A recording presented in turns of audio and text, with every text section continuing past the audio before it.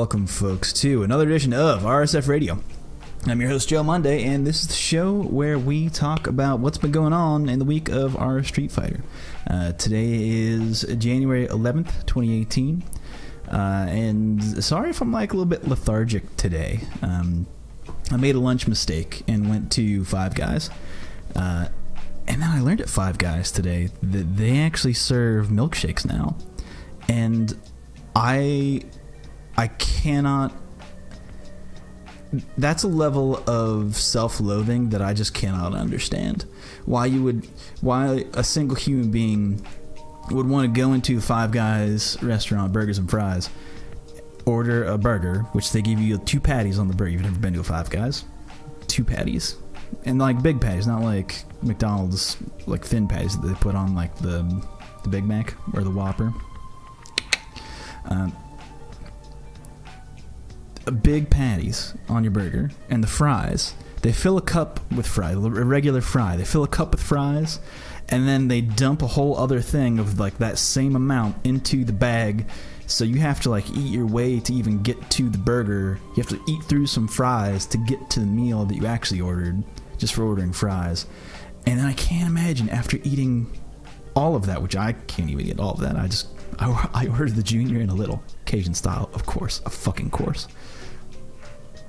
I can't imagine eating even that and then thinking to myself, you know, that fucked my shit up pretty good, but you know where I see myself in another 10 minutes?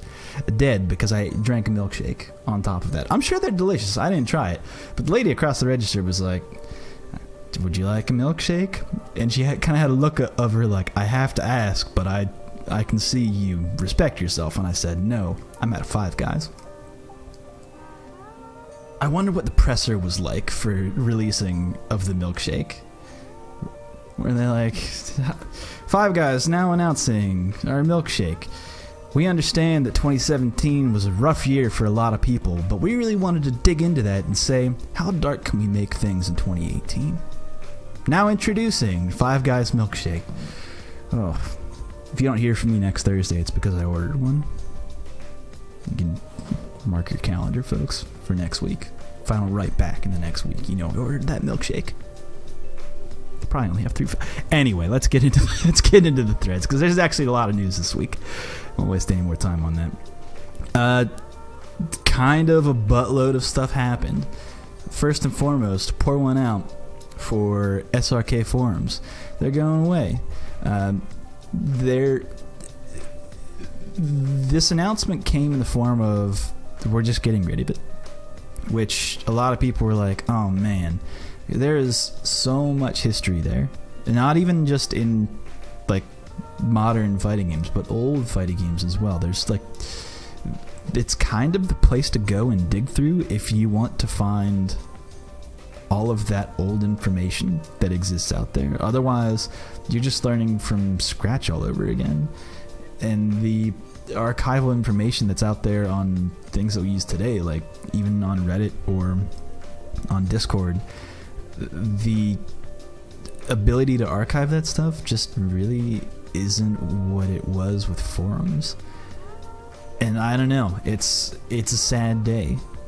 I mean, for me personally, SRK forums is one of the reasons why I kept writing about fighting games back in the RSF4 days when I was doing character discussions and really putting in a lot of work with, you know, how do you break down and beat a character to post on Reddit every week. And I got a lot of my general information on various characters as if like I didn't want it just to be my own matchup experience and other people around me, their matchup experience. I wanted it to be the matchup experience that everyone has when facing a character. So I'd dig into it, I would see what people are saying about a character, I'd go confirm that with videos, and you won't be able to do that anymore. Well, they did have an update, so let's actually dig in. I think what this update says is that they will likely an alternate solution. Let's actually take a look. This is new news for me. This wasn't posted on the sub. I might will continue. Oh, planted. Okay. Oh, Patreon. Oh boy, that's that. Okay. Now, a lot of people said that they were not willing to finance this with Patreon, but Tom Cannon put out a tweet saying how much it cost them directly to maintain the forums, and people said we still want forums. So I think people are willing to put the money up to actually make this a thing. So maybe I don't need to pour one out. I was actually planning by the end of the week pouring out a 40 for SRK forums once the ground wasn't 0 degrees outside. It's dangerous to pour a 40 out in your alley. You gotta walk to your car. Can't have frozen malt liquor all over the alley. It's just dangerous. Safety first, kids. So that's kind of good news. I will have to remind myself to post this to the front page immediately following this podcast, so you know exactly when it's when I record these. Anyway, moving on. That's good news. I'm happy. Makes me smile. Something unrelated to the mainstream of fighting games. What people are doing. I don't know if you guys have seen this yet, but this is the Mysterious mod. They run tournaments over at New Challenger, and it's not a mod. It's a mod that changes the properties of moves and characters in the game, but it is not intended to be like how they envisioned the game to be. It's really just a fun combo game. It's designed for fun, so like it is not balanced. There's a lot of broken shit in the Mysterious mod. I just want to bring it up because that's an option. Like if maybe you're running out of fun with Street Fighter V, hit up New Challenger, hit up Mod Fighters, and figure out how to get this version of the game running if you're on PC, and get into that because they had enough people to run a whole tournament. So if you are watching the video of this video version of this podcast, or you just want to go check out this, what combos are like in this game, follow the links in the description to check that out. It reminds me a lot of USF4 Remix, except there's no tacos on the side. Although someone told me that they took the tacos out of USF4 Remix. If you don't know what I'm talking about, maybe look that up. But it really bummed me out. Taco meter's all gone. I know that's kind of a deep cut, but if you can get down with Taco Meter, we can be friends. Anyway, moving on to the next thread. Oh yeah, last weekend was Co-op Cup. The best tournament of all of the year, period. Full stop. It is my favorite tournament of the year. It really energizes me moving forward. I watch some stuff that goes on at Co-op Cup. If you don't know what it is a all third strike tournament. It's a team tournament. 5v5, taking place over 2 days, where first day is like a pre-tournament, which is sometimes more in my opinion, I feel like the team tournament in the pre-Co-op Cup is occasionally more exciting than the actual tournament, where people get to choose their own teams, and there's like some power teams that really happen, which is the Kuroda team. I can't believe they got, maybe they had someone on their team who was sandbagging, whose name starts with a D, capital D. But anyway, that's neither here nor there. But the pre-co-op cup, they do all team tournaments. So like it's a team of all Qs, or a team of all Dudleys, team of all Yangs, and that stuff can be a lot of fun, especially when the Makoto team gets knocked out by the Q team in the bracket.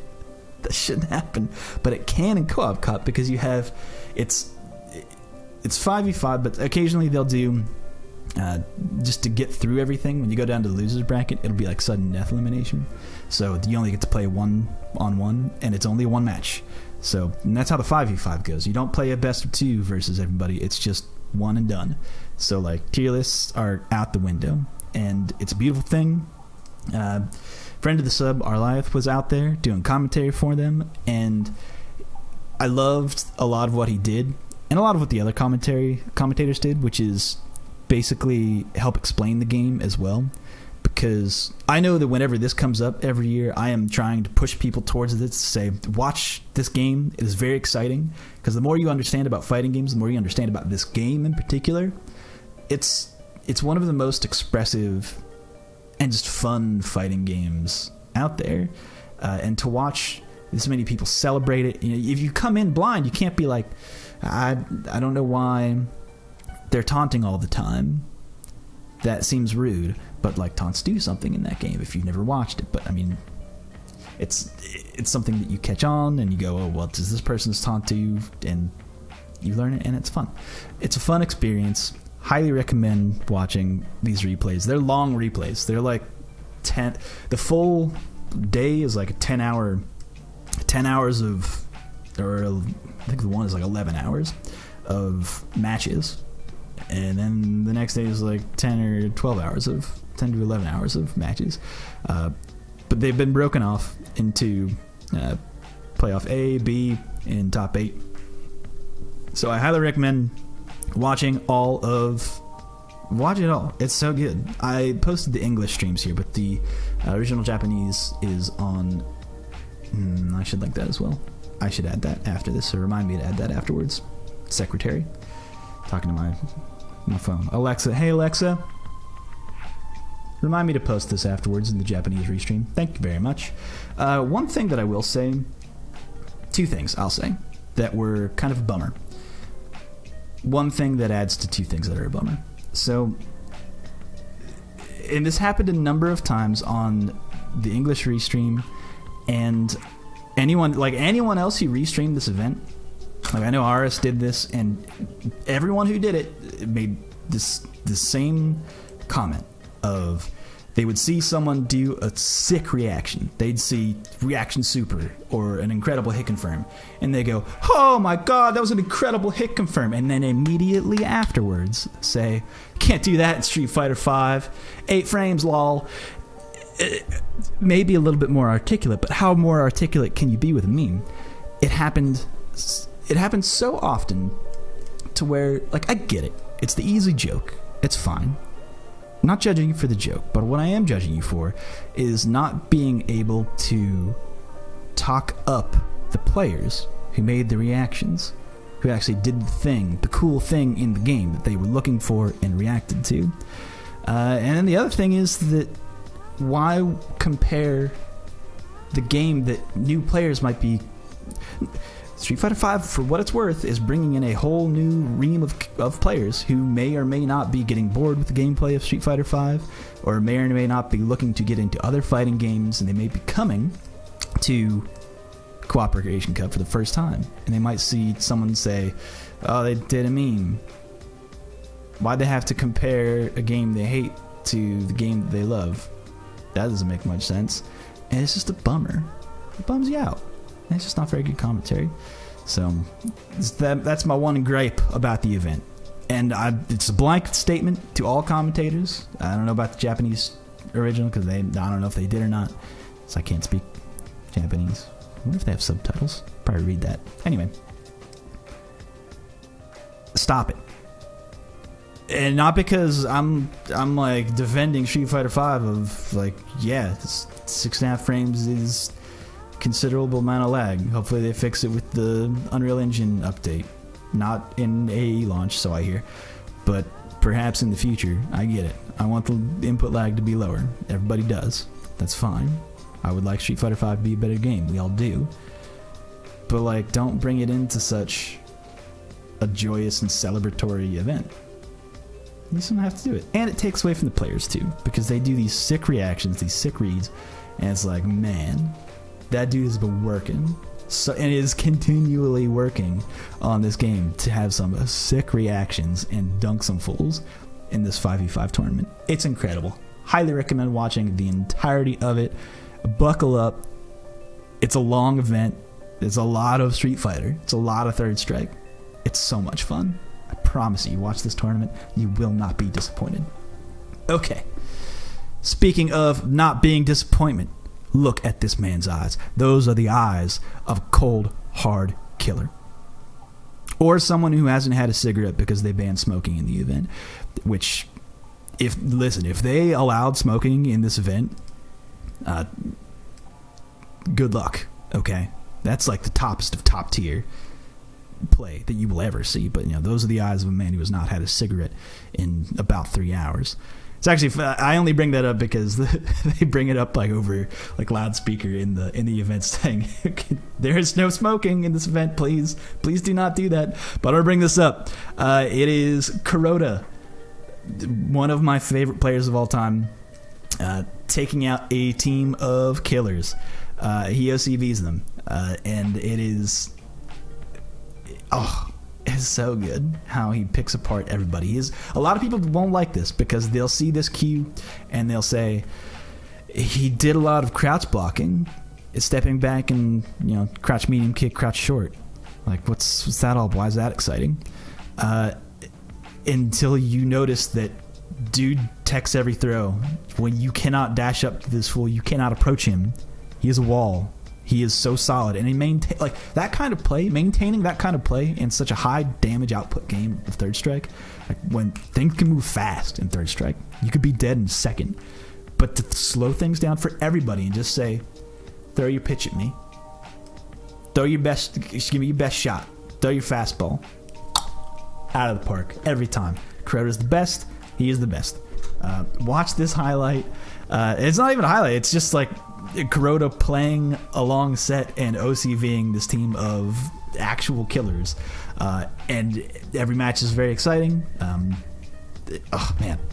God, I'm going to watch this immediately following this because it reminds me, it's so exciting. And Q, if you don't know, one of the worst characters in the game. Kuroda, one of the best players in the game, and it is a joy to watch. So check that one out in the links below. Okay, moving on. Evo Japan. So they are setting up a CVS2 tournament. At the time of this tweet, which was a couple days ago, so they're probably all filled up by now, but you check it out. They got a lot of killers on this list of CVS2 classics. And I'm glad that they're having this. Hopefully it will be streamed and get some attention. Watch some CVS2. It's a fun game. It's a fun game to watch. It's a fun game to play. And maybe if you don't know much about CVS2, check out some of the... I was going to say SRK, but no, it's... even like James Chen has some great write-ups on CVS2. Back in like I think he was posting on GameFAQs. I think if you do a cursory search of CVS2, James Chen, no, just do CVS2 like roll canceling and then see what comes up. It'll probably be a GameFAQs link. Click on that link. Check it out if you're interested on like what is a CVS2. It's a fun game. And I'm glad that it's getting attention in Evo Japan. So that's going to be fun. A lot of top names. Killers from the past. What are putting up in the future. So this is some good stuff. I look forward to... I want to see this. Hopefully that it is streamed and they do some due diligence and give it some nice flair. Hope it gets some attention. Alright, moving on. A big congratulations. One of my favorite young players. Let's say young, but he's not much younger than I am. Anyway, Adele, Big Bird, got signed by Red Bull, which is super dope. That's such an incredible opportunity for players. Red Bull takes care of their competitors, and this can't really go to a better guy. So I just want to say big congratulations to Big Bird. And while we are on the topic of Big Bird, we're going to talk about Sesame Street. No. While we're on the topic of people who are getting signed, hired by teams, Verloren got signed by Fursan Esports. That's great. Verloren is a very strong player. So congratulations to Verloren as well. Someone who is on this list of... I don't know whether to congratulate him or not, but NuckleDoo allowed his contract with Team Liquid to expire. So he is currently a free agent. The verbiage that he used when he announced this on Twitter was that he's not sure if he wants to re-sign with Team Liquid. He may or may not. We don't know yet. I think that the option may still be on the table for him to re-sign. Maybe he's trying to negotiate deals with other teams. I don't know. But this was only 2 days ago, so I imagine that he's in talks with a lot of the bigger teams out there. Man, could you imagine if Red Bull snatched him up? Man, they'd have such a stacked team. Echo Fox, even? That would be a team. He looked good in Echo Fox gear. I don't know. I had a side conversation about this, but I think that esports in general, esports jerseys are fucking garbage. Like, and I say that because they don't really they trap all the sweat. It's all there on you, and you're focusing. You got the butt sweat. You got all the swamp ass come riding up on you, and you've got this jersey on that doesn't breathe very well. Why are we doing this to our players? They don't need to look like future sports poker players. No one had why is the poker player route what we went with instead of a cool thing or something that would make maybe I don't know, the hockey sweaters. Hockey sweaters are cool. They're fun to wear. I mean, not good for all weather, but shit, I'd wear a Team Echo Fox hockey sweater. I mean, I'd wear an Edmonton Oilers sweater. It's not much different. Same kind of color scheme. Check that out. Or maybe like a rugby jersey.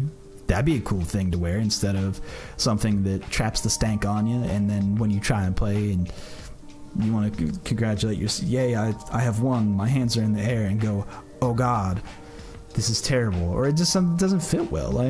There's some heavy set guys in some really skin tight jerseys that maybe they're not comfortable in that. Maybe talk to your players. Get them in a hockey sweater. Hockey sweater's dope. If not, maybe a little played out, wearing a hockey sweater out in public when you're not actually playing hockey. But well. Anyway, that's just kind of an aside. But look out for who NuckleDo teams with, and hopefully we can get him in a rugby jersey in the near future. Anyway, I want to bring this up, getting into tech talk. Now we're talking about top tier players. Let's get into some tech talk. Something that happened was that over this past weekend at KIT 18, shouts to Peachless Penguin. That's also a side thing. But Wolfcrone versus Smug. Smug had Wolfcrone in the corner. Wolfcrone backdashes in anticipation, I suppose, of Smug's throw attempt. He escapes the throw and then presses a button, and Smug is counter hit. But what really is the math on this? Doesn't necessarily make sense to backdash when you're in the corner. And Saberwolf breaks down basically frame by frame and the decision making behind why you would want to backdash in the corner versus the huge risk that it would take if you did backdash in the corner. I've said it before, it can throw off the timing, and I get it. It might make sense against this might make sense against grapplers, because if they're gonna try and SPD you in the corner, then you're definitely close enough to do some major damage. You're definitely gonna be able to do that in AE. But with characters like, if you're just against Balrog, when he's just gonna normal throw you and you backdash, Balrog still maintains the advantage. It's most likely in that scenario. So in this scenario, the player who is going for a throw, two things I want to bring up. If you're going to throw your opponent and they're in the corner, if you're going to throw your opponent at all, as a grappler, I just have to say this, assume they will escape. Because if you do not, let's just assume worst case scenario. Or best case scenario is that you throw them. Great. Now you're locked in an animation. Doesn't matter what you do with your hands. You can mash all the buttons you want. Doesn't matter. Those inputs don't matter because you're in a throw animation. Next best scenario, they tech the throw. Oh no. You go into that tech animation. You can still press buttons in that tech animation. It doesn't matter. They're eaten up because you're locked in an animation. Let's see, what else can they do? They can backdash. That'll avoid the throw. You've whiffed your throw. What are you doing with your hands? Are you just sitting there? Because there were two scenarios before where it doesn't matter if you press buttons after the throw. So now they've avoided your throw, and you go, I've thrown. You throw your hands back? You just sit and wait to see what happens? No, you should get ready for that stuff. You should normal throw, assume they will escape, and have a button press in mind. It might be crouching jab. That might be the safest option in a lot of cases. Or depending on, the screen positioning Depends on where they're at, if they can escape, and then with punish your jab with a button of their own. Like, sometimes that can happen depending on range, but in the corner specifically, they backdash and you jab, they gotta hold that. Or it can be a raw punish depending on the situation. Or they jump, right? And if you just crouch jab after your jump, because after they avoid the throw, then there's really no penalty there. There's really no penalty for that. So what I'm trying to say is that, just in general, for all players out there, if you go for a normal throw attempt, just have like a series of inputs, given the position on screen, that you just think about in your head of, I'm going to throw, I'm going to do these inputs automatically after. For a lot of Zangief players, it's normal throw, Borscht Dynamite, or Lariat, depending. And you just do it. You don't really have to think about it all that much. I mean, you might want to react to it a little bit, depending on whether they backdash or neutral jump. You might have to look at that. But even so, it is in your head that they are going to try to escape. Take that to your other character. Take that grappler knowledge to whoever else you got. You want to take that to your Karen play? Go right ahead. Hold that. And just have a button press in mind of what they might do to escape. Because otherwise, if you throw them or you tech, it doesn't matter what you press. It doesn't matter. Alright. A little bit of tech talk, but I just wanted to get that out there. Just throw that out there. If you're looking to improve your game in some way, improve your throw game, which might be necessary. Speaking of improving a throw game, let's go with Alex. This time, I gotta post this MAGA, right? This Make Alex Great Again, because it features Born Free in the intro. Born Free's been doing a bunch of comedy skits recently at the intro of his videos, and just raw comedy skits, which are fun. And I guess he got in contact with Demon Dan, and I don't really know how this one started out. I should probably ask him about that. But Demon Dan put together this clip and had Born Free do the intro to it, and it's fun. And I like Alex. Alex Hyperreels is sick. They're fun to watch. So check out this video and show some love to Born Free and Demon Dan putting in the work. It's good stuff. All right, moving on. A little bit of fun, over to a little bit of sadness. So for everyone in the UK, this was announced over Twitter from Capcom Germany. It was weird how this worked out. So Capcom Germany, a couple days ago, I want to say it was 5 days ago, made the announcement of, and it was just a bare announcement of AE delayed until 19th. That's all that was said. AE is delayed in the 19th. Just in general. So people responded to that saying, do you mean digital version? Is this only for hard copy? What region is this? It didn't even list regions, for example. But they have since clarified. So it's all of the EU region. The physical copy only is delayed till the 19th. So you cannot buy the disc version, the disc copy of this game in the EU region until the 19th. Digitally, if you already have the game, or you just want to download it on your PS4 or whatever, if you want to get it digitally, you can get it day and date with everybody else.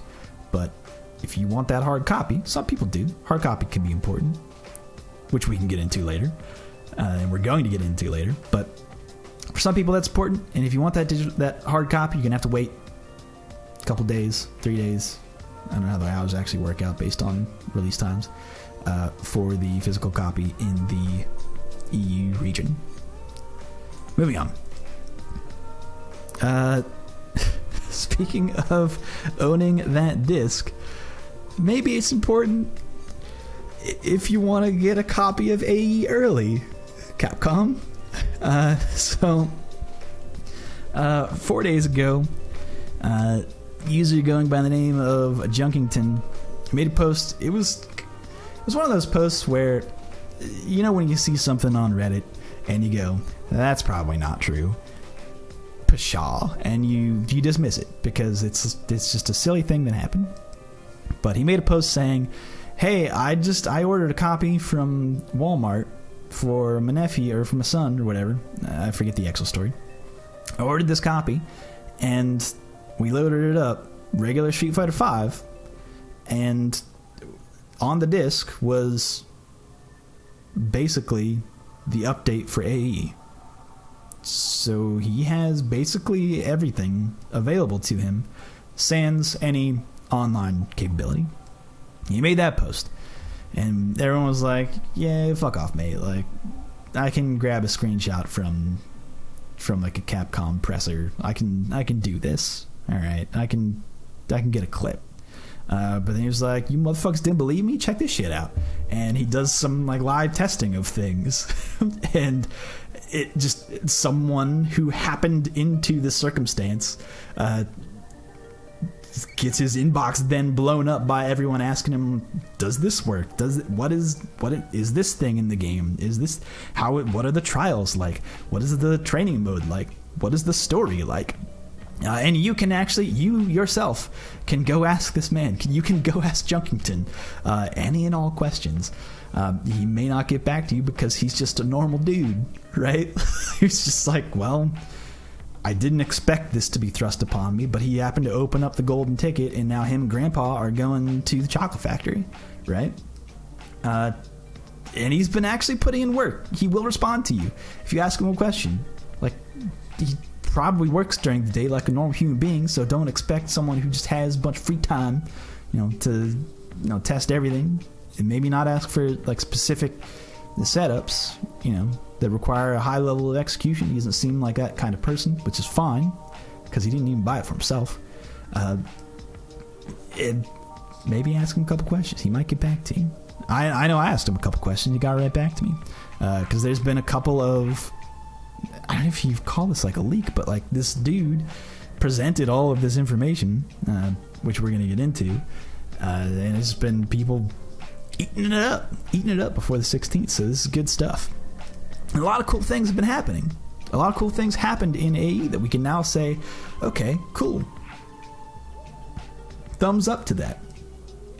Or no thumbs up, depending on whether or not you want to give a thumbs up, because guess what? Player 2 rematch, they now have it. You can, if you are the second player, you can decide whether or not you want to rematch in local playing. So the days are over where you will reach your hand around the monitor and show your opponent that big old thumbs up. Or you could still do it if, it's kind of like your thing. If you want to make that your thing, you can go right ahead and do it. That could be like your thing. But that's only going to be your thing, because everybody else hitting that rematch, it'll be a good time.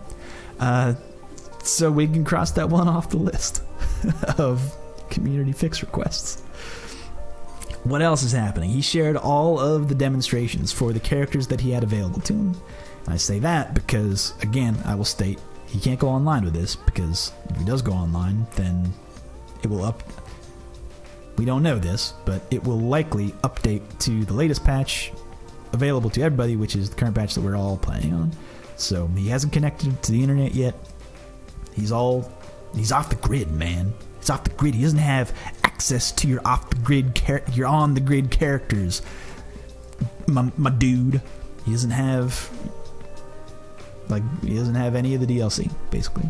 So don't ask him questions about, like, if you want to go look at Vanilla Cast, you can ask him all day about Vanilla Cast. He doesn't have access to any of those other characters, but he went ahead and showed everybody. Here you go. Here's all of the trials. So it shows a lot of what characters are capable of. I will note that there are only 4 additional trials, as opposed to the 10 trials that we had been getting in Volume 1 and 2. They've reduced it to 4 trials. Now it's the 4 trials are more advanced stuff. I think there's going to be like a counter hit combo, max damage combo, a crush counter combo, and something else showing off your second V trigger. I don't know this for sure. Just from my memory, it's bad.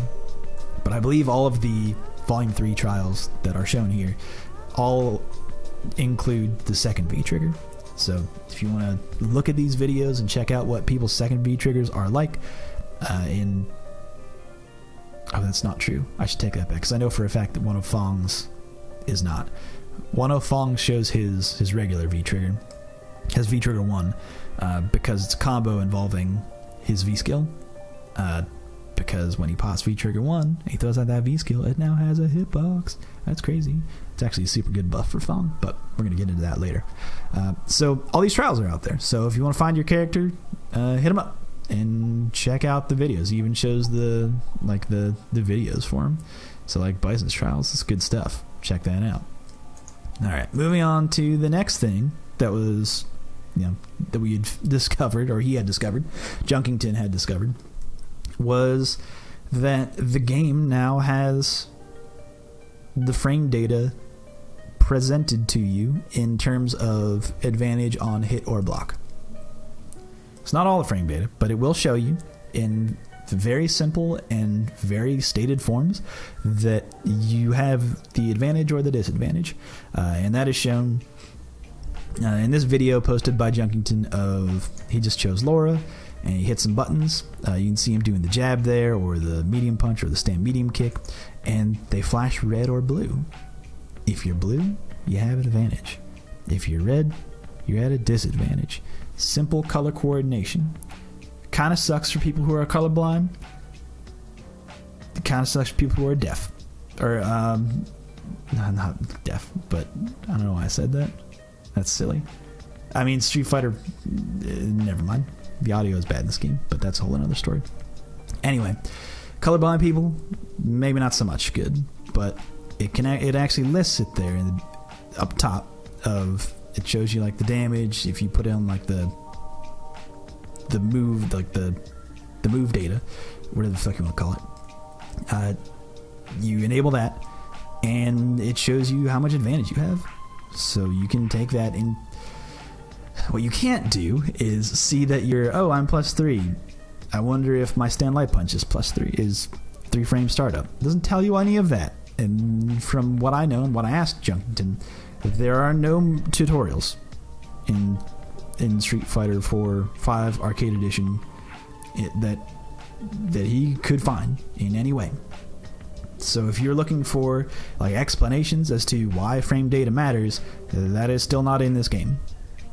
So far as this update that he has on his printed disc, it's actually really silly. It came in the package of a regular vanilla Street Fighter 5. Open it up, everything says Street Fighter 5, pops it in, gets AE. So thank you, Walmart. But yes, it doesn't explain any of that. So there's no tutorials. You still have to look outside of the game. If you have someone asking you, hey, I'm blue, so I'm positive, I can just do whatever, right? I kind of know there's a little bit of added information that you might have to ask someone. You might have to explain it to a friend if they're learning the game, but at its face, I like this mechanic. I think that this is a great boost to the training mode. Training mode in Street Fighter V is pretty good as it is, and this is much better. This makes things, you'll be able to visually see things and link it to that sweet spot in your brain. You can tie it to that sweet juicy centers of your brain, neural firing synapses, and be ready with the punish, or know that you have the advantage or disadvantage after a button, because you'll be able to see it and remember that color, blue or red.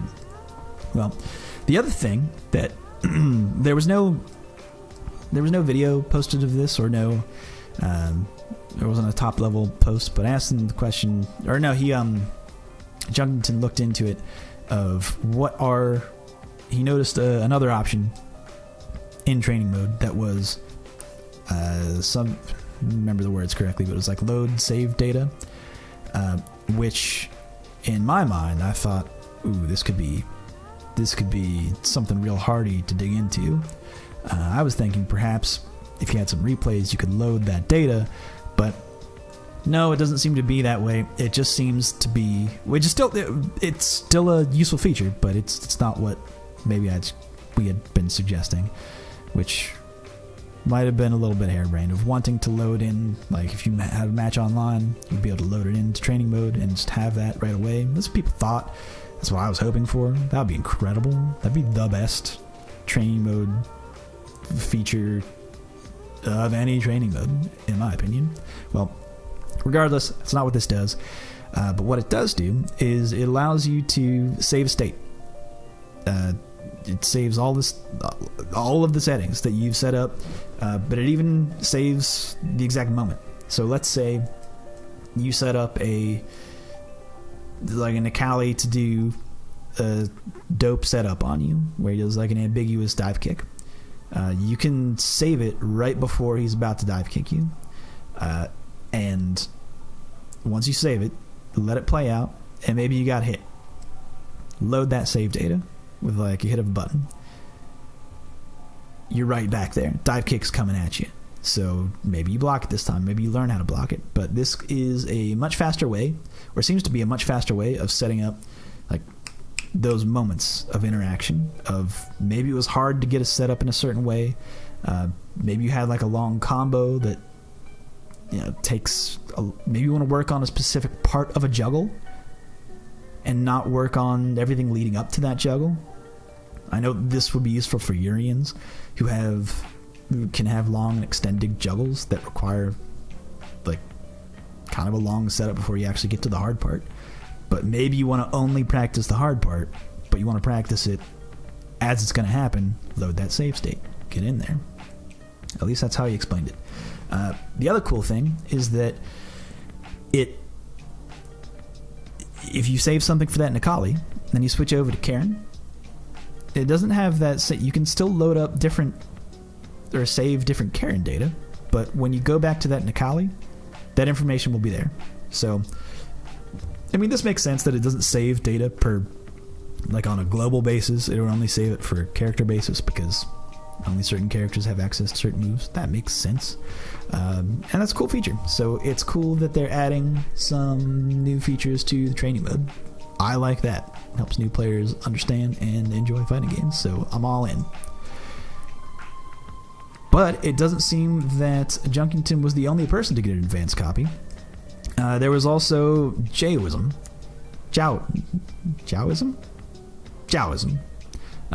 who also ordered a copy from Walmart and received an early copy of AE. And something that was gleaned from this is a lot of the story mode details. There's a lot of story mode stuff. Not story, but arcade stuff. I should discern that, because there is still story mode is kind of still basically untouched. Like the main story and like little character stuff, that's all well and good. They've kind of thrown the dirt on top of that 6 foot deep grave. But they're saying, look at this arcade mode though. Check out all this arcade stuff.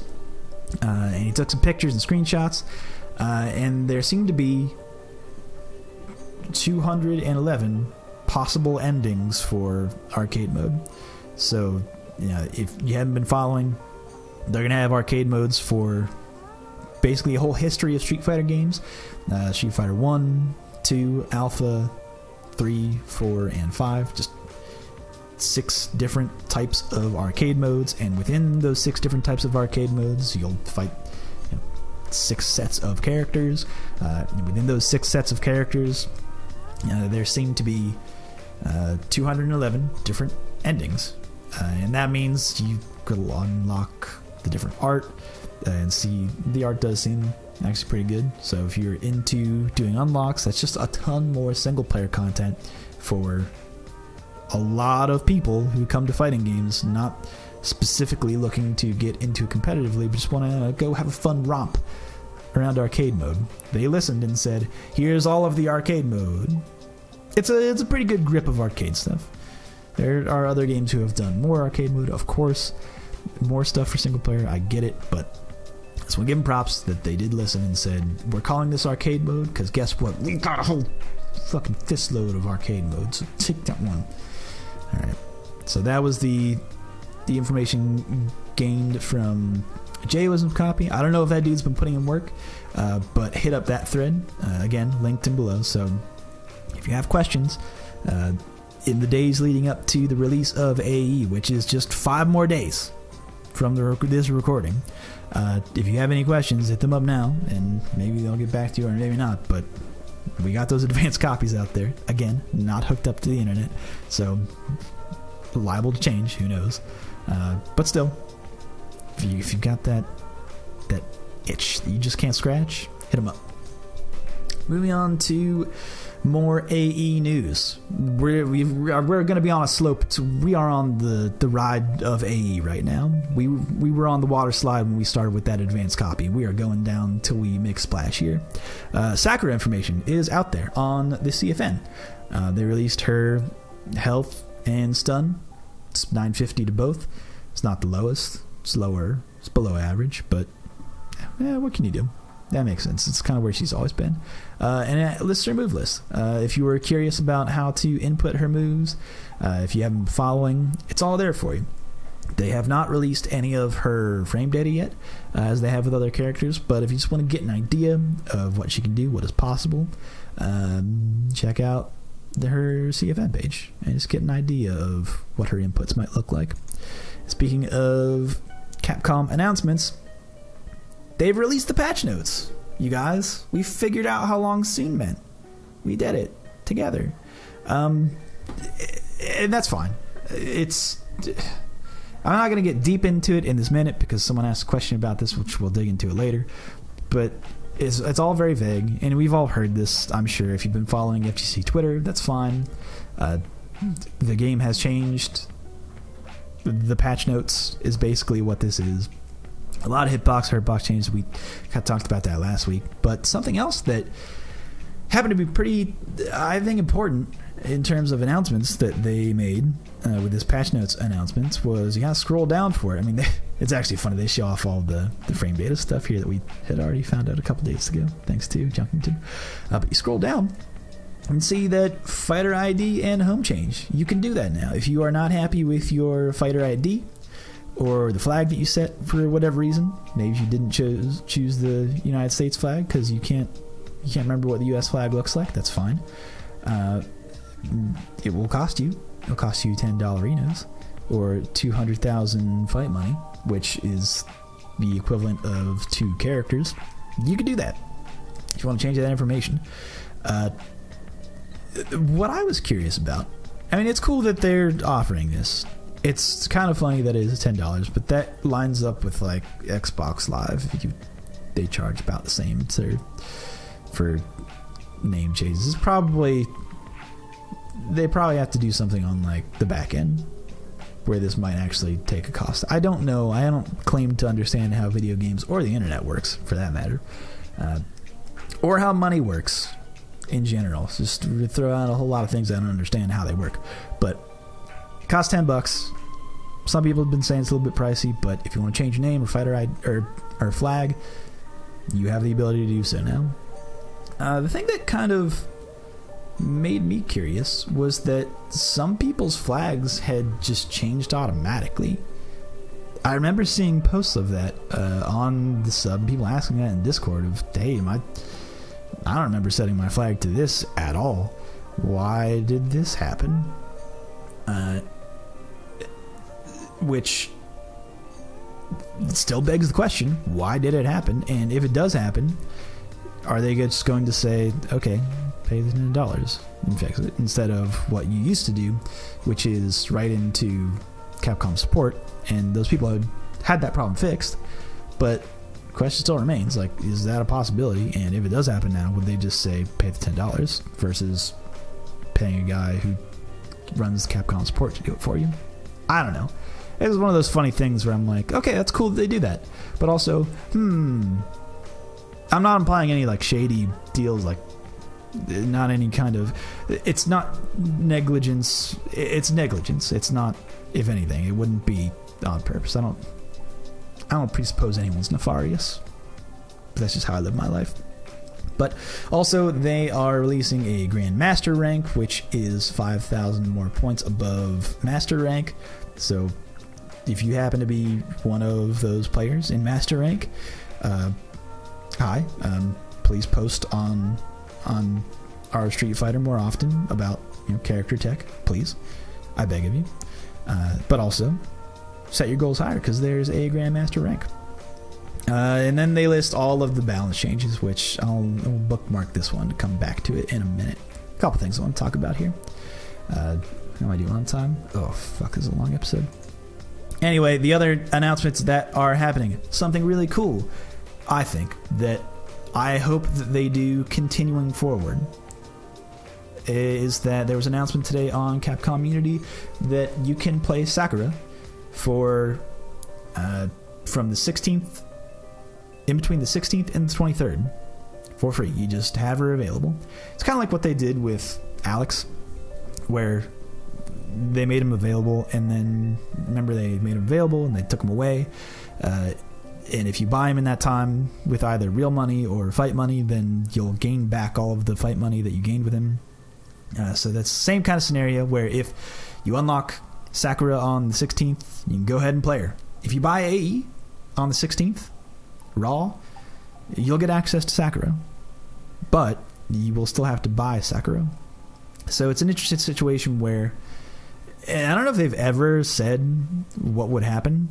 They definitely don't allude to it here.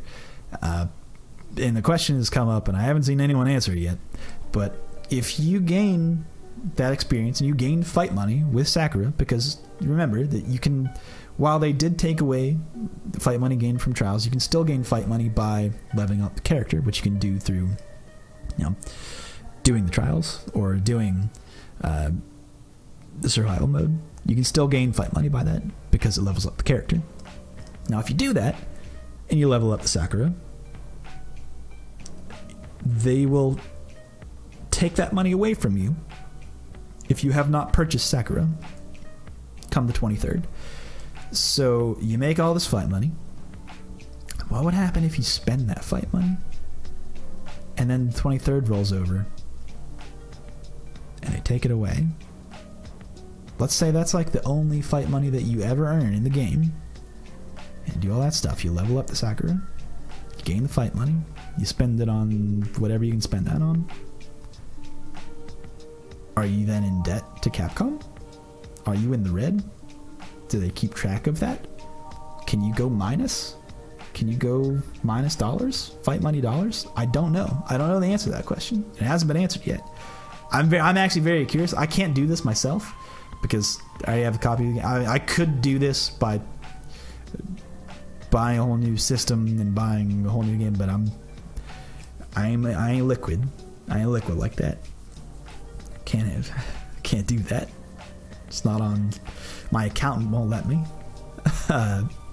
But I would be interested to see what would happen in that scenario.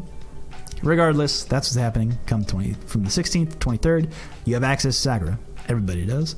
And hopefully they do this moving forward. What I would like to see is just a small trial period for everybody, regardless of date and time. I don't know if that's possible to do, depending on how their servers are set up. But if you just unlock this at any point to say you have 24-hour period to play as Sakura, just so you can get that taste, because this is the little taste that people were asking. Because there's really, if the character isn't unlocked yet, you don't have any ability to go into their trials. You can't select them in training mode. You can't do anything with them at all. So you, in the game, you have no information on what a Sakura can do. All of the information, you'll have to go to sources like Vesper Arcade, who's the next topic. He posted a breakdown of a whole bunch of Sakura stuff from the WSO stream. Breaks down what her normals are like, what her cancels are like, what her combos can look like, kind of the properties of those normals and specials. So just a basic breakdown of what she can do within 10-minute chunk. So if you are listening to this after the 23rd and you didn't get that chance to test out Sakura, maybe go check out Vesper Arcade's video. And go give Vesper a follow. He does a lot of... Dude puts in work. He has a whole team of people putting in work for him, and he is prolific in terms of getting the information out there, I would say, specifically in terms of Street Fighter V. So if you want that Street Fighter V news, check that dude out. Okay. Moving on to the next segment. That covers all of the topics this week in just under an hour. Fuck. Not gonna really get to dig into everything as much as I could, but let's buckle up, folks. Take a little drink break for me. Okay, so questions. Had some people write in some questions, or at least post some questions on our Street Fighter. The first one that came up was from Arma. which is, I haven't really played Third Strike a lot, but saw a lot of reactions in Third Strike. Talked about that earlier. Is it possible to confirm off of a single hit? And if so, how? And the answer to that is yes. There is a limit to human reaction time. Like bad normal reaction time, if you're not looking for it, is like 16 to 18 frames. If we're talking about, I've done like the research of seconds to frames, so you just gotta trust me that it's about like 16 to 18 frames. If you're not looking for it, you just react to it. But in this situation, when you're the one pressing the button, you are looking for that confirm. You are looking for change in the health bar. You're looking for the change in the meter. You're looking for the change in the stun. One of them. Your eyes are locked. You're focused in. You've had your cigarette. You've had your American Spirits or Lucky Strikes, depending on what year it is. You've hit your button. You are locked in. So, like, at that point, you can react to things in basically 11-ish frames. And the window to do so is there in this game. And not only is the window there to do it, but the input latency is there. Because these games are played basically hardwired from the board to the CRT. And the CRT has a much faster display than any flat screen that we have really today. You see that CRT, don't touch the back end. You might get shocked. Be careful with CRTs. Make sure you have discharge if you're trying to move one, but that's another story. Careful with your CRTs, they're running out. But anyway, see that CRT is right there. So like it is basically 2, if not sub 2 frames in terms of when you press the button, it happens. So you press your button, 2-ish frames later, your move comes out. You are looking at it with your eyeballs. You are seeing whether or not they are hit. You are buffering the motion already of, will this hit or not? And all you need to do, you've already buffered the super. You've done your crouching medium kick. You've buffered the super. You are there. You just need to press one more button. And that like 11 frame window, very possible. Very possible in Third Strike. Especially if you look into, and this was something that I have included in the topic of learning the game. I've included this, something I wrote in about this on the latest edition of Geese Gym, because I really hadn't dug into hit confirms in terms of, I dug into hit confirms, but really like single hit confirms, like when you are focused on a thing, how to do it. And how to improve your hit confirming in general, because there are ways to just generally overarching improve your hit confirms. Because if you look at professional baseball players, right, that pitch is coming at them so fast, they are trained to hit that pitch, right? That's not a normal reaction time. That is a trained reaction time. That's professional level reaction time. But you can do that too. There are things you can do with reaction training. Is do a cursory search for, I won't get into everything that's written in the book, don't have time for it in this podcast, but do a cursory search for just how to improve reaction times, and maybe do some of those things. It's things that you can do in your regular day when you are not playing fighting games that can help you improve your reaction speeds. So if you think you see this stuff and it seems inhuman, and you think there's no way they're confirming things, there's no way they're reacting to Chun-Li's back hard punch with a super, that's unheard of. Nay, I say. These people have put in the work to improve their reactions to that level. They can see it with their eyeballs. They're buffering the motion already, and they can do it. And you can too. That's the other thing, is that with enough effort in practice, you too can have these kinds of reactions. I think in the future of Street Fighter V, we're going to get there.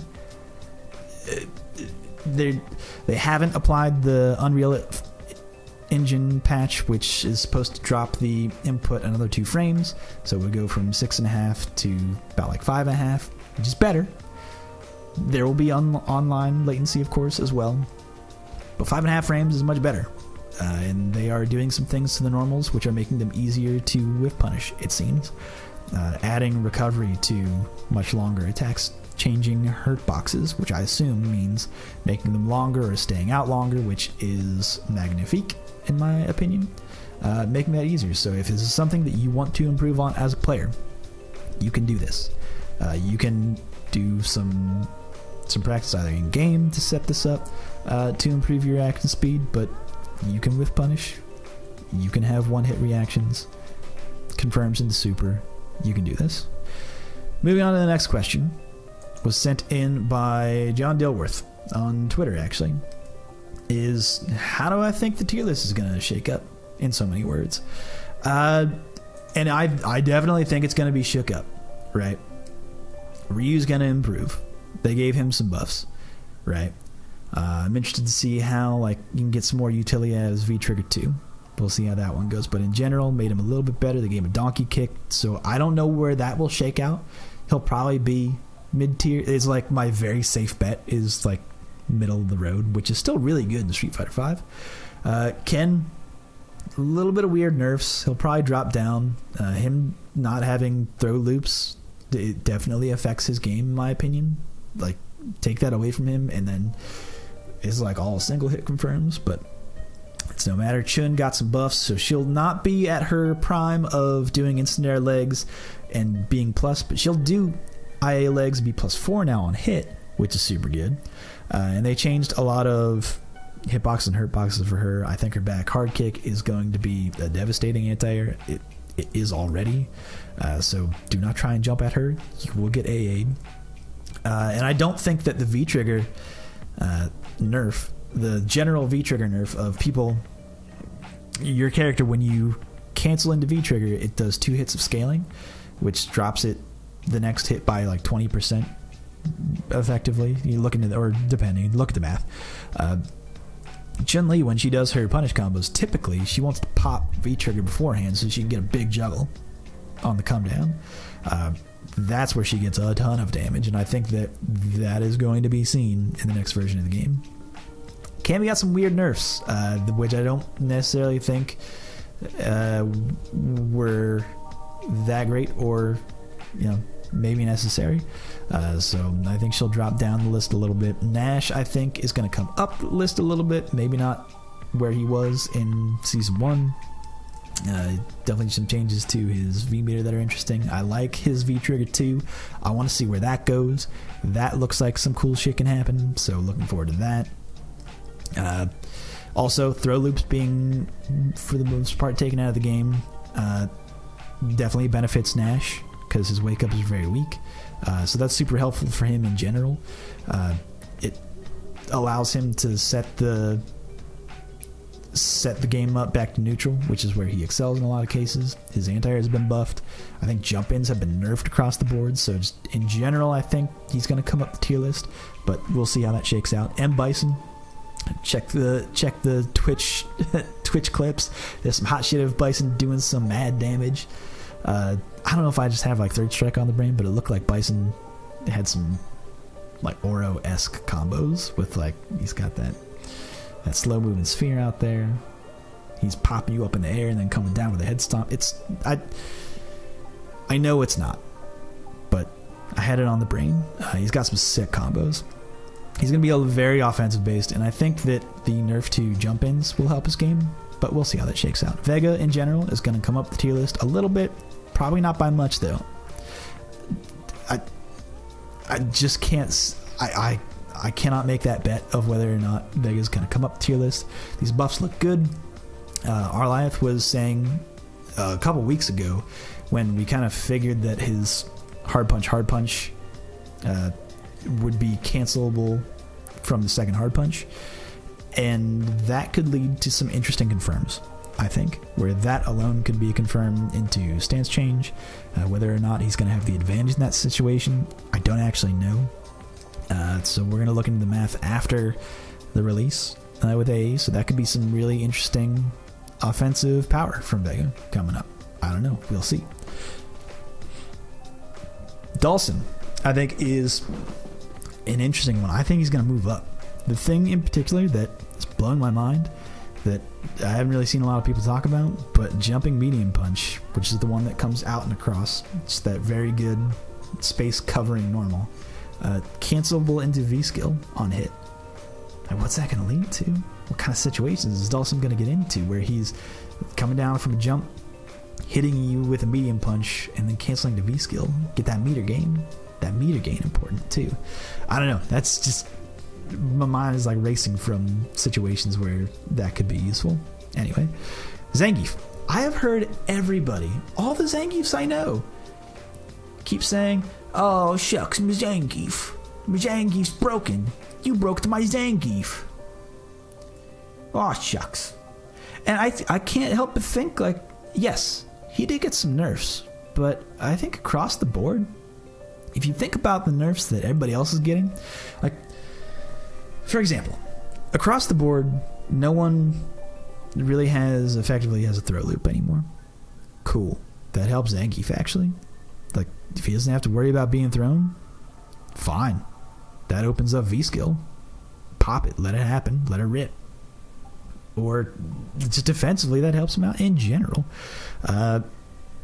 Because when you grab a Zangief and you try and follow up with a normal, like, if you did have a throw loop, you'll probably be in SPD range. So, like, there's now that defensive, mindfuck of, what are you going to go for? You going to go for a meaty now? It makes sense to go for a meaty. Probably a light meaty because you expect him to flex. But don't get much damage out of that. Zangief has high health. I don't know. Just in my opinion, I think that general nerf buffs Zangief a lot. Especially considering that if he hits you with an SPD, he still has that loop. Hard punch, EX SPD, dash up, +2, you're going to throw loop again. Oh, but they nerfed the recovery on his SPD by 8 frames. So fucking what? If you're a Zangief player and you commit to an SPD, you've already committed that SPD. You either gamble that damage or expect to be hit. It's just going to allow worse players to do better damage, basically. And it does this other mindfuck thing of putting it in players' heads of, it's actually more beneficial for me to jump backwards because I don't want to be crush countered. I don't want to risk being crush countered because if I jump backwards, I can still punish because he's still in recovery. That's great. Jump back. I had a Borscht Dynamite right for you, son. Hold that. And also, speaking about Borscht Dynamite, have you checked out his V-Trigger 2? I'm so interested in his second V-Trigger. And I think it'll probably be my go-to V-Trigger for matchups that aren't Shoto or ones where projectiles are like a huge problem. I say specifically Shotos because V-Trigger 1 just eats a Shoto Sudoken for free because their hurtbox move forward so fucking far. But Zangief, you see someone jump at all, or even in the anticipation of a jump. Let's say you come up on you SPD him, you dash up, you do a crouching light kick. You wait for the crouching light kick to recover, pop V trigger. How many frames is it? I'm curious. They haven't released any of that information, but like, let's say it's like 1 frame, 2 frames. Let's say it's short. Hopefully, because it looks like it's short. You pop the V trigger. Oh, you saw that they jumped.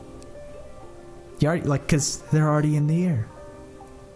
Let's grab them. Borscht Dynamite them. It's already there. It'll be so much easier to pop it and react. Or let's say someone jumps in already. Your hands are just already floating on V trigger. Pop it. They're held up in the air until you recover. Boom. Set it up. And then after Borscht Dynamite, guess what? Dash up your +2 frames again. And you're in V trigger. So guess what? They're going to have that double mindfuck of, oh shit, EXSPD does like 33% damage. 33% of your health. Plus 400 fucking stun. 400. That's so much stun and damage. I love it because I love that gamble. I don't gamble in real life. I love gambling in this game. I gamble a little bit in real life, but this is where I get my fix. I'm going to roll those dice and the match is going to end or not. That's all that really matters to me. I don't necessarily care if they increase the recovery. Doesn't matter to me. Don't really care. And they buffed Jazz Hands, which is great. it comes out faster and recovers faster. And they changed the input, so you don't accidentally jazz hands when you're not supposed to. Awesome. That helps the matchups where jazz hands is useful. I think that's awesome. They nerfed his knee. Fine. They didn't nerf any of the, like 3 frames. It's just on the recovery end of it. But they didn't change any of the frame data in terms of hit or block, so who gives a fuck? Everybody else got nerfs like that. That's fine. They nerfed his crouching light punch, but they also gave it more damage. Like, that's just going to change your hit confirms a little bit. Deal with it. Can't cancel crouching light kick anymore. Fine. Deal with it. Like, there are things that you can do. Guess what?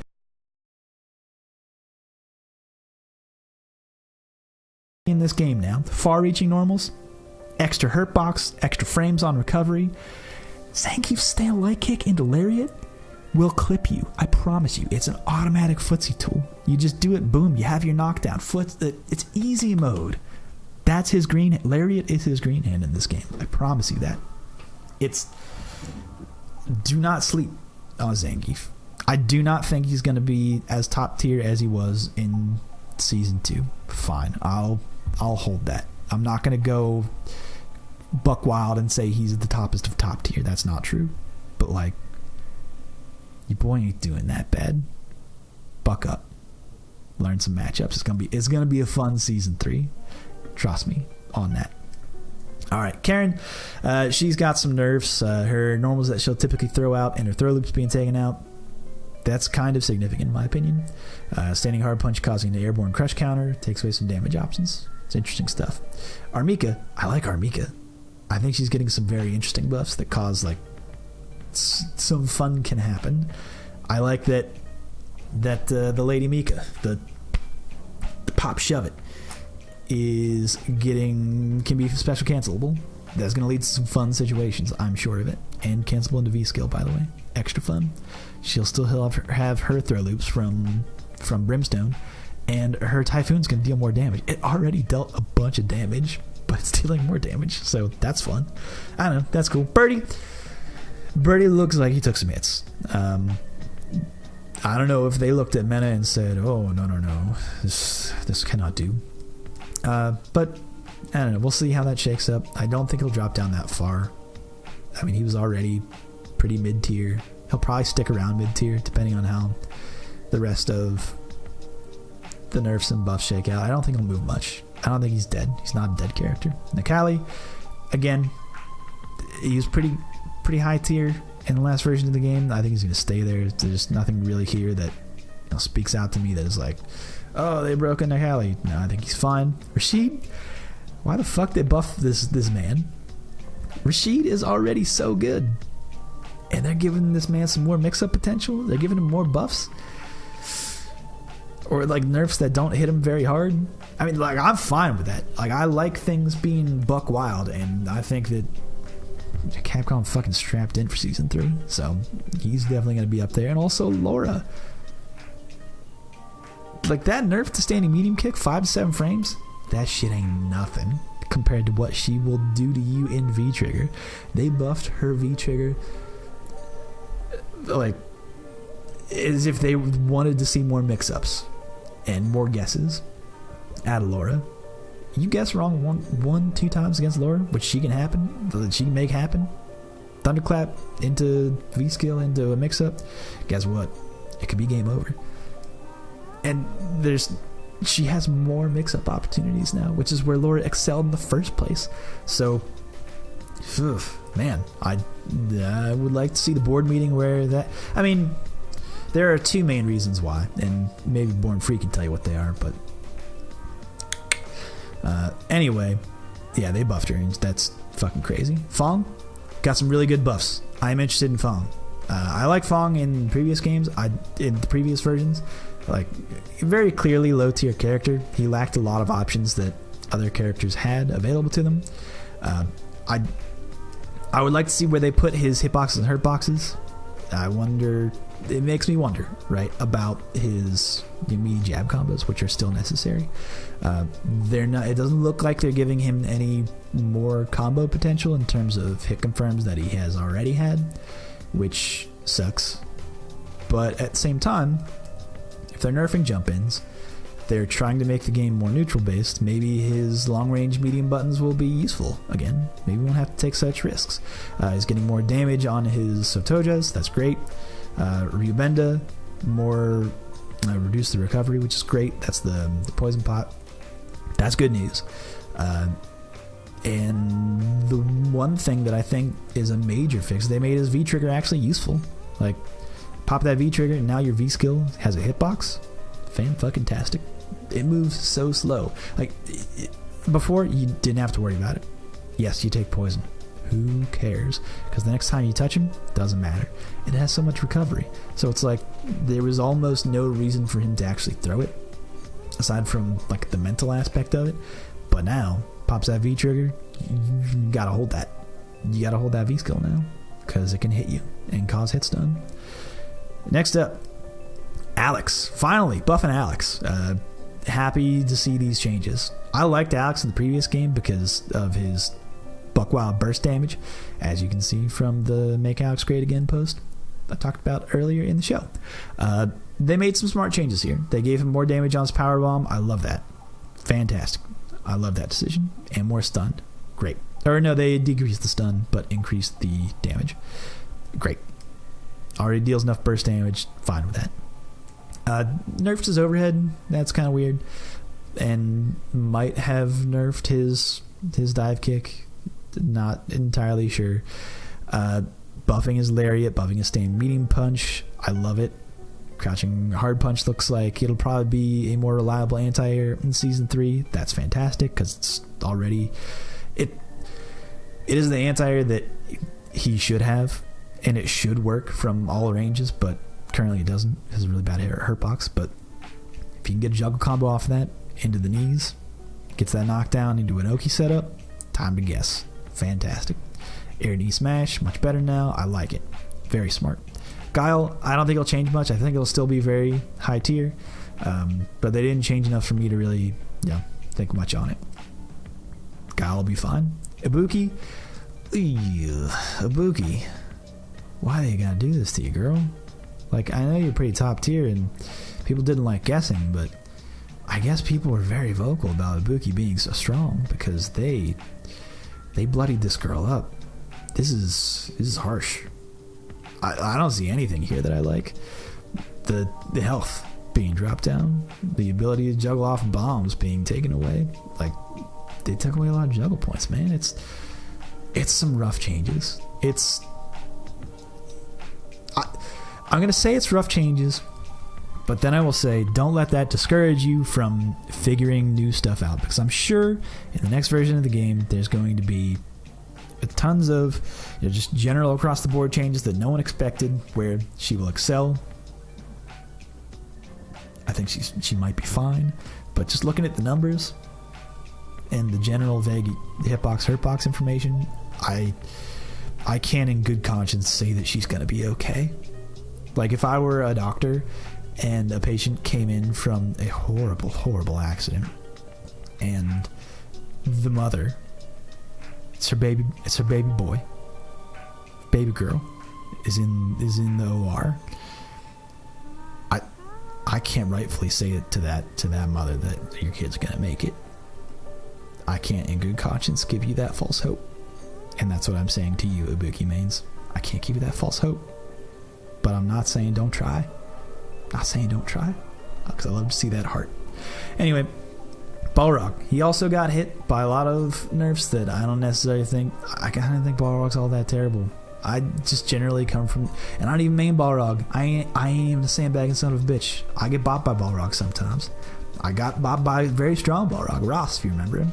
But at the same time, Ross would tell me exactly how to beat the Balrog stuff, and it seemed pretty reasonable ways to beat it. You just had to know the tech to do it. And so Balrog getting some nerfs is, I get it. People were vocal about it, and they hit this boy hard, and which is crazy. Tap being -2 all the time, like, fine, all right. He'll still deal some damage, like not nearly as much damage. I don't know. I think it's kind of nuts. I think it's kind of crazy. They're taking away the scaling off of V-Trigger, so he's probably going to likely go for more standing resets on you. I don't know. It's rough. It's some rough changes. Jury got some interesting buffs. I don't know if it's enough to necessarily bring her up in the tier list. Urian, it's just like things are not turning up Urian either, which is interesting because I still think that Urian, his ability to end a match have only decreased by basically the amount of damage that he would get off of a crush counter into crouching hard punch, because he can't do that anymore. They're taking that away. Rough. He has to come up with new mix-ups off of a stand hard punch crush counter, but I don't think a stand hard punch crush counter is going to be the access of his game. I think you'll be seeing a lot more mobility with dashes, probably a little bit more metallic sphere, juggles. We'll see how his standing medium punch and crouching medium punch shake out in the neutral. He'll play a little bit different, but I don't think it'll be a whole lot enough to really drop him all that much, because Aegis still Aegis. If there's an Aegis over top of you and he's switching sides, good luck. He's still got some mix-ups. He's still going to have some mix-ups. I look forward to seeing what Nemo does with Yuri in Season 3. Let's put it that way. Akuma's fine. If you play Akuma, don't worry about it. He got a couple of nerfs here and there, but he's fine. Don't worry about it, folks. He's fine. Colleen, interesting buffs and nerfs. Like nerfing her V skill and making it not really a move you'd want to throw out in general. There's a lot less benefit to it. Is strange to me. But again, we'll see how that shakes out with the way that they've changed hitboxes and hurtboxes for heavy normals in Season 3, because it seems like they're nerfing a lot of, I said this earlier, looks like they're across the board nerfing a lot of recovery and a lot of the way the hurtboxes and hitboxes work on heavy standing normals. So we'll see how her V skill ends up working out. I don't think it's going to be as useful as it was. Just like you can't combo off of it now on normal hit. I just don't know. But they gave her a lot of buffs to her vanity steps, so maybe we'll see a lot more mobility. Tough to say at this point. But other than that, I think she's still fine. I think she's going to do great. Her counters, they're buffing all that. It's good stuff. Ed, I think you're going to see move up the tier list, because it looks like they're going to be fixing a lot of the combo inconsistencies that people had run into with Ed, which I think were intentional because of how easy it was to do his combos. But now he just has easy combos that you can just do now from anywhere. So congratulations, good stuff. That's good news for Ed players. I think that he's gonna have he's definitely gonna rocket. I think he's gonna rocket up the tier list. I think that's how much better this will make him, because if you don't have to worry about whether or not your combo is gonna hit or not, like, I think Ed's doing all right. They are nerfing his backdash slightly, but only in ways that Ed and Colleen had benefited from. So, like, because of where they moved so early on in the frames of their backdash, taking that away, that's fine. Ed'll be fine. Ed's gonna be good. Trust me on that. Abigail, more buffs. If you didn't know how to deal with Abigail, good luck in Season 3. You'll learn that matchup. You're going to see a lot of buck wild shit. I think a lot of Zangief players are switching over to Abigail because it's basically all buffs. Minot and Zeku didn't get a whole lot of changes, and so I think they'll be fine. They're mostly designed with Season 3 in mind, I believe, and like you would see that in a lot of the frame data, in that if a certain move whiffed, it would have extra frames of recovery, which they then applied that across the board to the majority of characters of cast in Season 3. So they're not getting any notable changes here. But hey, that is basically the whole rundown. That's a very brief rundown, not digging into a whole lot there of where things, it's just my general opinion of where things will shake out. And got to move on to the final segment, which is FGC History, folks. We get into a match that comes. Now, I was thinking maybe doing some some Third Strike match here, but we've been a little Third Strike heavy on this episode, and I was like, well, Big Bird, congratulations to Big Bird, he got signed by Red Bull. That's great news. Let's go look back when he was in Falcon Arena in Dubai. One of my favorite matches of his, Games 15, where he fought against Infiltration in Grand Finals. If you didn't know, this was when he was much younger. Like, I think in this video, he might be 15 in this video. Young dude. But still, very strong player. And I maintain that UAE commentary is some of the most excitable and best commentary that there is. Like, bar none. If you want to see some dudes get hype over anything and everything, there's a cadence to it that I happen to find rather enjoyable. And this is a match between Big Bird and Infiltration. I was looking for this video before this show, and I was like, well, I know the whole thing exists, it's out there, but the channel that originally hosted the repost of this tournament is no longer a YouTube channel anymore, so I don't know if this match exists in its entirety. So I bring this match up for two reasons. One, it shows Big Bird showing off not just his incredible guy, which, like, him and Mark Teddy, like, two of the notable guys in Street Fighter 4 era, Bushin style. 3. Not only does he play Guy and beat Infiltration, he also plays Rolento. He also plays Poison. He does well with those characters. And also you see Infiltration do some switching up. He plays Ryu and then goes, oh, hold up, I gotta switch back to my Chun-Li because this just got serious. I just got bopped by Big Bird, by a dude named Big Bird. And it's an exciting match. But the original does not exist anymore that I could find. So if you happen to know where this exists, or know someone who runs the channel who used to run the stream what Games 15 was on, because I couldn't find it, maybe help me out. Look for it. Search for it. Because the entire set is very exciting. It goes down to last game, last round. Not going to spoil how it ends up, but I just want to say congratulations to Big Bird for being signed by Red Bull. You deserve it, son. Way to go. Also, maybe check out his AMA. His AMA on our Street Fighter is fantastic. Very humble, very smart, and very motivated dude.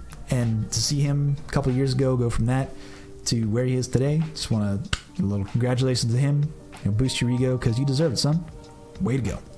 And that will do it for the show. I have gone on for way too long. Oh, fuck. This episode's over an hour of me just talking to a microphone. I'm sorry, folks. I'll try and do better next time and, shorten the length here. Oh, fuck. It's not... Oh, I read this wrong. It's like an hour and a half. I'm sorry, folks. We're going to end it. Anyway, folks, this has been another episode of RSF Radio, the show where we talk about what goes on during the week on our Street Fighter. I'm your host, Joe Monday. You can find me at Joe... You can find me at Super Joe Monday on Twitter, or user Joe_Monday on the subreddit. Anyway, folks, I just want to say one more plug for Geef's Gym. Season 3, Edition 3, 3rd edition. It's coming out sometime... I think within a week of... It will come soon after the release of AE. Just the way that self-publishing works, I'm kind of limited by the information that I gotta test everything right after AE, so it'll at least come out earliest on the 17th, if not, I will say a week after that. So look forward to that. If you want some Geef's Gym information, it is a significant increase from 3rd edition, from the 2nd edition to the 3rd edition. So I am very proud of this and looking forward to hitting the publish button on that. But that will do it for another edition of RSF Radio. Take care, folks. Until next week. Take care.